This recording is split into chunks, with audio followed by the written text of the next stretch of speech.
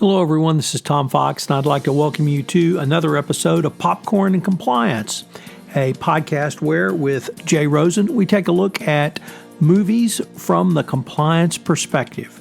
But before we get to our podcast, have you ever thought about starting your own podcast? Would you like to explore some compliance topic? Well, I have founded the Compliance Podcast Network, and I'm looking for new podcasters. If you've wondered how you might start a podcast, please listen to our sponsor, One Stone Creative. If you are enjoying this show, you might enjoy hosting your own. As an expert in your field, you have skills, knowledge, and insight that can help you expand your practice, meet new people, and create amazing content to share with the world. In as little as 2 hours a week, you can dramatically change how you promote, fill, and position your business. And One Stone Creative can show you how.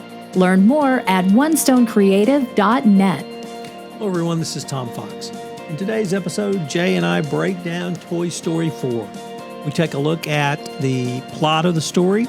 We give some of our thoughts on the compliance lessons learned, and Jay has his always informative inside Hollywood take.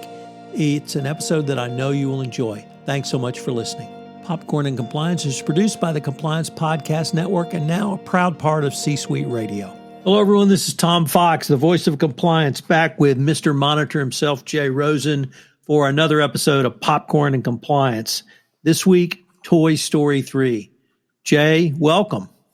Thanks, Tom. It's always fun to get back to our bucket of popcorn and talk movies. So I know we've got a lot to say about Toy Story 4, so let's jump right in. So you want to give our audience the basic storyline? Spoiler alert here. If you haven't seen the movie, TS, baby. Yeah. Let's basically, we visit our old gang of toys, Woody, Buzz, and they're all together. And as if you recall from Toy Story 3, they've been given to a little girl, Bonnie.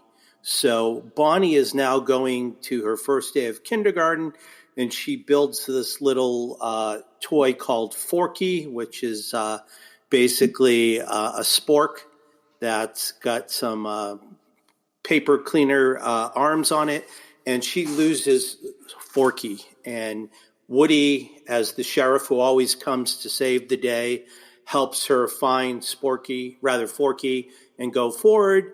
And it's about the toys bonding together again and, really helping each other out and helping Bonnie take the next step. And then they realize that, if she's going to take the next step and not be with the toys, so be it. So that's kind of like in a nutshell, but it kind of follows a natural progression. If we go back to Toy Story 1, it was all about Woody struggling with the new toy Buzz and how they come to a detente and work together. In Toy Story 2, Woody is taken to Al's toy barn to be reunited with his horse and with Jessie and with Prospector Pete. And the other toys rescue him back from Al's toy barn.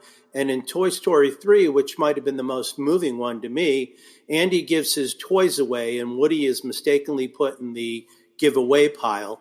And they get him back, and basically he ends up, along with the other toys, with a homage to the trash compactor scene in Star Wars. They end up going to the daycare center and becoming Bonnie's toys. So all three of those movies really seem to work together and be really quite organic and naturally and flow into each other.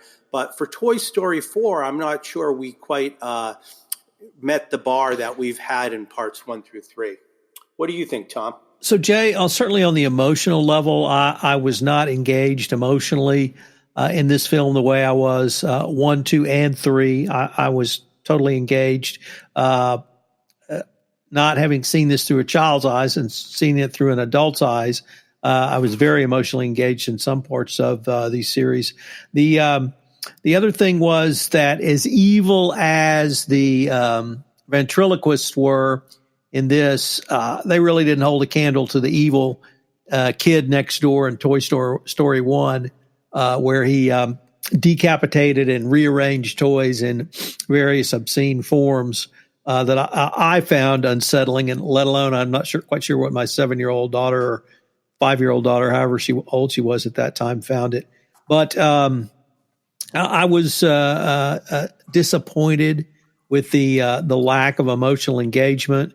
I think I really felt like this was just a merchandising effort to using a movie to push merchandise, and not in a way that was positive. And you will see from my rating at the end. But in terms of the emotional engagement scale, I was disappointed. In terms of the evilness, I found it a notch or two below what we'd previously seen. The Ferris wheel and the amusement park, it was cute, I thought. Bo Peep certainly had filled out and grown in a way that we hadn't seen previously. I don't think she was in Toy Story 3, but she certainly was in 1 and 2, as I recall. And she was really the one that led Woody on a journey of exploration for himself. That, at some point, and maybe this was just a kind of a good calling card for the end of the series, that this was a time to grow up. And as kids grow up, toys, I guess, have to grow up. And Bo Peep grew up, as most girls do, mature much more quickly, faster than boys do.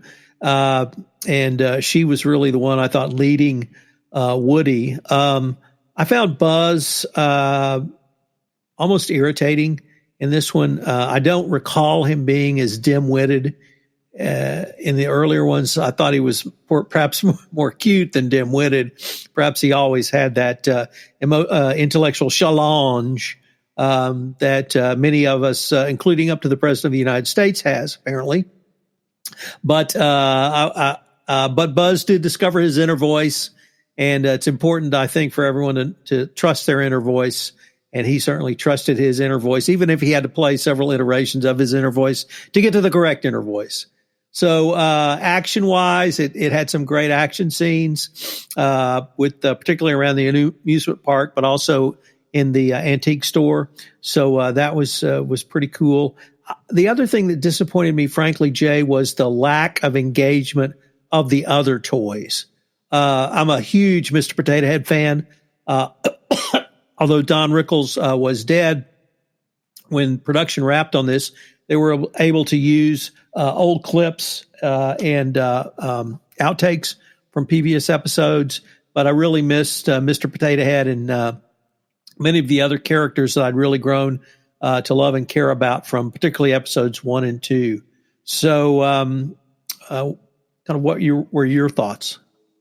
Well, I definitely believe that it didn't have a lot of heart. And as we like to do on these podcasts, I like to give the inside Hollywood stories. So this is something that I picked up that came out May 19th of 2019 by a writer named John Wolfe from the Showbiz Cheat Sheet. And he takes a look at the fact that Toy Story 4 was originally slated for release around 2017, and its release date was pushed back twice. And the reason why it wasn't released on time is a pretty drastic one, and this may relate to the recent scandal in Pixar's leadership. So as you recall, John Lasseter, who directed the first 2 Toy Stories and really was a creative force behind Pixar, was one of the reasons why Disney bought the studio and made him in charge of all family brands within the Disney family, so he could help Disney's struggling animation come up to the level of Pixar, and that's led to the prosperity that's been with the studio. But in 2017 at D23, which is the expo that Disney holds every year, D23 being 1923 when the studio was founded, John Lasseter announced that at that point he'd be stepping down as director, handing the reins to co-director Josh Cooley. Things got worse for Pixar and Lasseter when it came to light that Lasseter had been sexually harassing his female employees. An inside source spoke with the Hollywood Reporter describing an incident with Lasseter. Lasseter was asked to quickly step away by Disney and Pixar, and this likely had a big impact on the time frame for the movie's release. His bad behavior wasn't the only thing that kept the movie in production for an extended period of time. There was also some concerns over the script, which underwent some massive changes during the process. Annie Potts, who we just spoke about, that was Bo Peep and has a significant role in this story. A large portion, according to Annie, was entirely rewritten. Toy Story 4 was supposed to come out in 2017, and they threw out approximately 3/4 of it and rewrote it. It usually takes from start to finish 2 years to complete a movie, but because they threw most of it in the bin and started over, her work was extended on it. Potts explained that this isn't necessarily unusual for Pixar because animation is very painstaking work, and if they don't like a whole section, they'll just chuck it and start again. To top it all off, initial writers on the project, Rashida Jones, who was in The Office on TV, and Will McCormick both left the film early in the production process. Some sources have speculated that the departure is related to Lasseter and his unwanted advances. Both Jones and McCormick deny that. Jones went on to describe philosophical differences that she had with Pixar. There is so much talent at Pixar, and we remain enormous fans of their films. However, it is also a culture where women and people of color do not have equal creative voice. We encourage Pixar to be leaders in bolstering, hiring, and promoting more diverse female storytellers and leaders. So I think when you look at it through that lens, it's kind of interesting now that we've got Toy Story 4, which doesn't really pack the same emotional punch. We've got the creative DNA of John Lasseter that's been removed. And now we're talking about not only Me Too issues, but also trying to have a more diverse organization. So I think it's kind of hard to keep your eye on the ball and to come up with a great story. No matter how much time, no matter how many resources, it seems that there was some underpinnings here that potentially led the creative team away. So Jay, I've been kind of thinking about the compliance lessons from Toy Story, and I think there's a few to mind for us. The first one is, in the role of a compliance professional, you actually you can't sit still. You personally have to grow. You have to grow professionally, and I guess yours is as good as an example of that as any. When you first read the four most favorite words in your life, FCPA, but then moved on to took your CCPE or EP or something or other, got certified, write regularly now for Corporate Compliance Insights, and you have certainly grown professionally within this space. And I think it really speaks to Woody's growth, and Woody had to grow. If he didn't grow, he would have been a discarded toy. And now he is a toy without an owner, and he, as Bo Peep, going around just giving joy to many girls and boys. So perhaps that's an evolution of toys, but it really drove home the message to me that compliance practitioners have to grow professionally, and sometimes you may need to step out to a new role outside of compliance or outside your organization if you really want to achieve high professional growth. Number two, Forky or Sporky or Dorky, the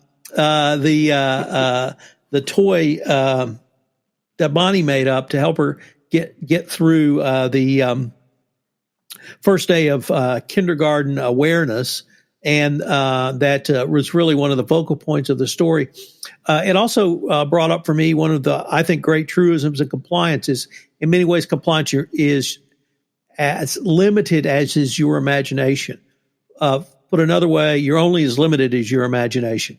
If there's a way to do something, you can figure out a way to do it. And I've seen opinion releases where the question, if put to me 100 times, I would have said it was an FCPA violation. But because of some very creative work, the answer came back no from the Department of Justice. It was not an FCPA violation. So creativity is a very important part And really, the final point is, and this goes to my commentary around, or my seeing a lack of engagement of the other toys. I really think that if Woody had used the full panoply of the toys as he did in episodes 1 and 2 and in 3, I think if they'd worked together, they would have been able to garner Bo Peep back into the flock, certainly gotten her out with a lot less work. So use the assets that are available to you. Those are my 3 compliance takeaways. Yeah, I've got a similar one about just how all the toys use their different skills and talents to bond together and solve situations. So if you look at your company and, the different skills apply to different functions, HR, legal, sales, production, and how if you're going to have a great company with ethical compliance, that diverse teams must come together to support the underpinnings of your company. The toys also have their own code of conduct that no toy is left alone or left behind. So this teamwork, again, and support should also apply to a company's employees. And it's demonstrated by employees' vigilance to not only act ethically, but also to support fellow employees to do the same. And sometimes that duty extends to using hotlines or proper communication channels to report on any corporate malfeasance. So working together, supporting each other. And then I think one of the lasting themes that the toy franchise is that toys have a duty to support their owners up until at least Toy Story 4 when Woody has to go on his own. And this would be like ethics and compliance lessons, codes of conduct, policies and procedures. And these documents, the rules apply to current as well as futures employees. So toys might change, owners may change, but the bedrock that you're putting in there for our company not only applies to the company today, but it's the company going forward. So I think with your ethics and compliance almost being a living, breathing code, that maybe the toys applied and subscribed to it much better in 1 through 3, but that code may have lapsed here in the final, hopefully, installment. So, and now the part of the podcast that our listeners are eagerly awaiting, Jay, the popcorn rating. So do you want to go first or you want me to? I'm usually accused of being a Hollywood homer, but I have to say that Toy Story 4 is a half bucket of stale popcorn on my meter. So, well, I'm going to give it a little higher than that because I'm going to give it a half bucket of fresh popcorn. But I do agree with the half bucket. I really thought this was not a half full movie. It was a half empty movie. And frankly, I was very disappointed that I didn't enjoy it any more than I did. So, but I think perhaps it's a fitting end to a trilogy that went on one too long. So half buckets from Jay and Tom. So, Jay, you want to give us a wrap? Sure. On behalf of Tom Fox, the Compliance Evangelist, and myself, Jay Rosen, Mr. Monitor, we'd like to thank you for going to the movies with us and hearing about our thoughts on Toy Story 4 on this week's edition of Popcorn and Compliance. Hello, everyone. This is Tom Fox again. I'd like to thank you for listening to this episode of Popcorn and Compliance. I hope you enjoyed it as much as Jay and I enjoyed bringing it to you. If you have any questions, you can email me at tfox@tfoxlaw.com. You can email Jay at jrosen@affiliatedmonitors.com. I hope you'll join Jay and I again when in our next episode. We're going to take a look at the latest edition of the Spider-Man film genre. This is Tom Fox. Popcorn and Compliance is a presentation of the Compliance Podcast Network and a proud member of C-Suite Radio. Thanks again for listening.